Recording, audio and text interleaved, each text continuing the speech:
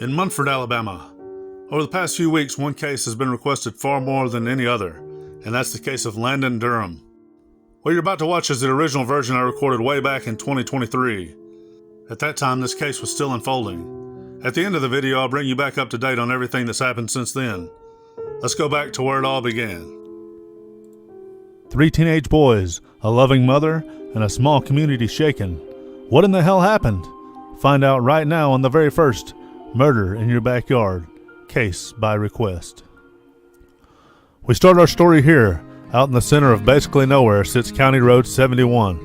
It's a very small community tying small town Hokes Bluff to a larger town called Center. Nestled right in the middle of this is a small place called Ballplay. Ballplay is a beautiful area with wide open spaces and fields and acreage aplenty. Sitting right off the road lies a home-style restaurant called Beans and Greens, where people come from far and wide just to eat. The eatery has been around for several years. Directly across the street sits the only gas station for several miles. It too has been there for a very long time. It used to be a great bait and tackle store with minnows to accommodate the people who would stop by, ready to pick up their day-to-day fishing adventure. Today, it is a Samco. The time is approximately 7:40 a.m. on Wednesday, January 22nd, 2020. A white SUV is traveling towards Etowah County, Hokes Bluff, when a Cherokee County cop stops the vehicle in the parking lot of the Samco. In Munford, Alabama, when a family member couldn't make contact with their loved ones, they contacted another family member, and the couple went to the home. Entering together, they came across a grisly scene. Police were called between 8 or 8:30 and arrived before 9 p.m. Inside of the family mobile home sitting at 150 Roy Lackey Lane, the entire family had been murdered. In the living room, one of the twin boys, aged 13, was found. The mother, Holli, in her bedroom, and the other boy was located in another bedroom. All three appeared to have been stabbed several times with a knife or knives.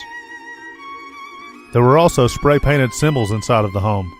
One letter S, the word toga, along with arrows, and on the cabinets were the letters C, P, and B.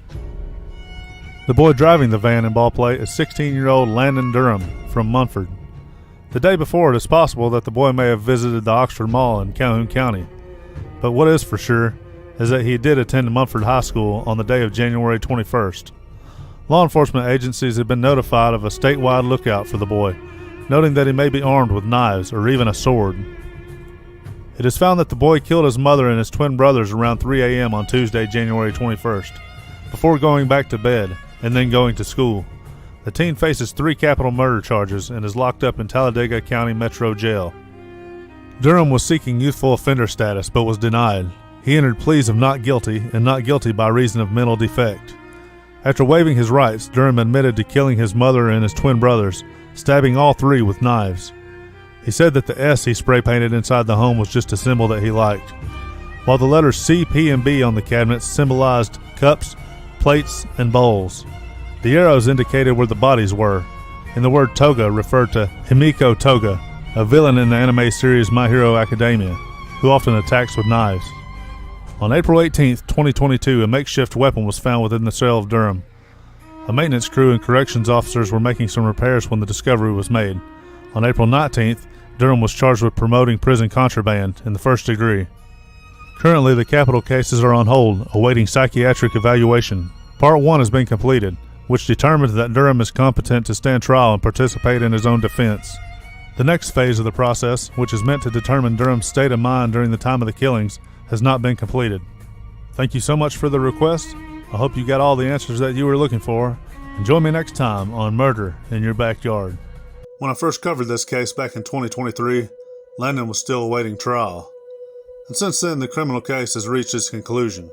Durham later pled guilty on 2 counts of capital murder and 1 count of promoting prison contraband.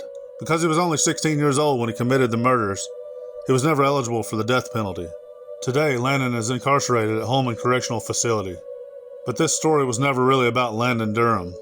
It is about Holli Swafford Pierce and her 13-year-old twin sons, Branson and Barron.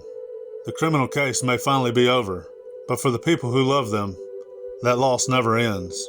Thank you again to everyone who asked to revisit this case. If there's another Alabama case you'd like to see covered, or anything you'd like me to revisit, please let me know in the comments below. Every victim has a voice. This is Murder in your backyard.